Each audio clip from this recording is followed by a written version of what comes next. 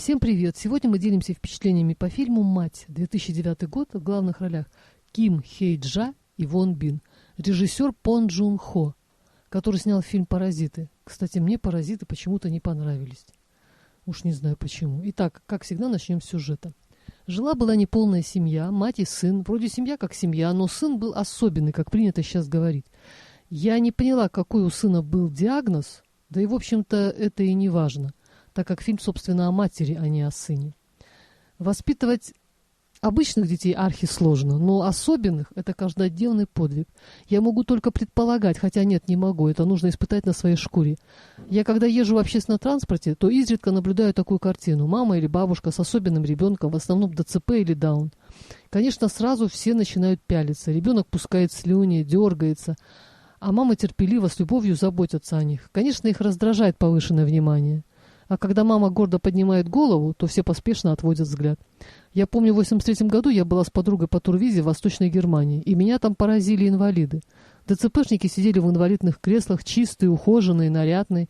Их никто не стеснялся. В ту пору наши инвалиды сидели по домам, потому что пандусов не было и вообще никаких условий. Как правило, мужья не выдерживают и бросают семью, когда рождаются такие дети. Но вернемся к нашему фильму. Мать занималась знахарством, лечебными травами и иглоукалыванием. Этим и жили. А 28-летний сын просто радовался жизни до тех пор, пока не стал подозреваемым в убийстве школьницы. Бедная мать мобилизовала все ресурсы, подключила друзей сына, знакомых, давала взятки, лишь бы сына выпустили. Она была абсолютно уверена, что сын невиновен. Я, кстати, до конца была уверена тоже, что сын невиновен. На протяжении всего фильма нас пытаются убедить, что мать любит сына безоговорочно. Она спасает его из всех неприятностей, бегает за ним, как за маленьким. Ее любовь граничит с безумием. Хотя все мы безумны в своей любви к своим детям. Ведь это часть нас.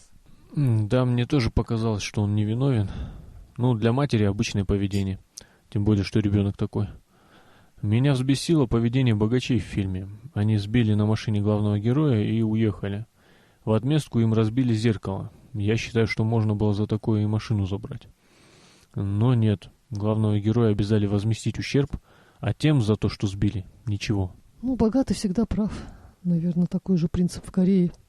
Провинциальный городишко, почти все время льет дождь, убогие жилища, неказистые персонажи – все это приводит зрителя в уныние. В фильме есть откровенная сцена, которую мать вынуждена наблюдать, потому что она спряталась в шкаф при внезапном по возвращении хозяина дома с подругой. Так вот, эта сцена была настолько убогой и пошлой, что хотелось закрыть глаза.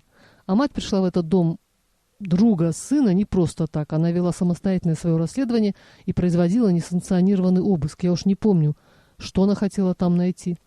Длительность фильма 2 часа 9 минут, и все это время мать пытается доказать невиновность сына.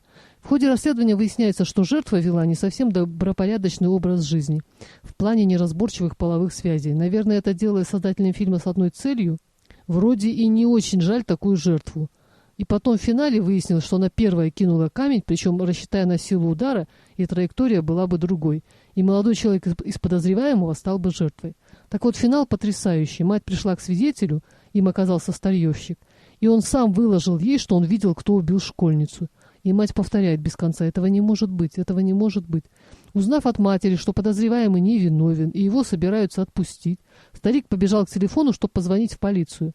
То есть на раздумье у матери не было совсем времени, буквально секунды были у нее на принятие решения, и она убивает свидетеля разводным ключом. Придя в себя и отмывая кровь с пола, она бормотала: что же я наделала? Потом она благополучно устраивает пожар. После освобождения сын шляется с другом на пепелище и находит жестяную коробочку с иглами для иглоукалывания и передает ее матери, ухмыляясь. Я так поняла, что сын в курсе, кто замочил свидетеля. Не такой уж он и особенный, в смысле больной. Вот такая любовь матери к сыну. Во всей этой истории жаль старьевщика. Его вина была только в том, что он стал невольным свидетелем убийства.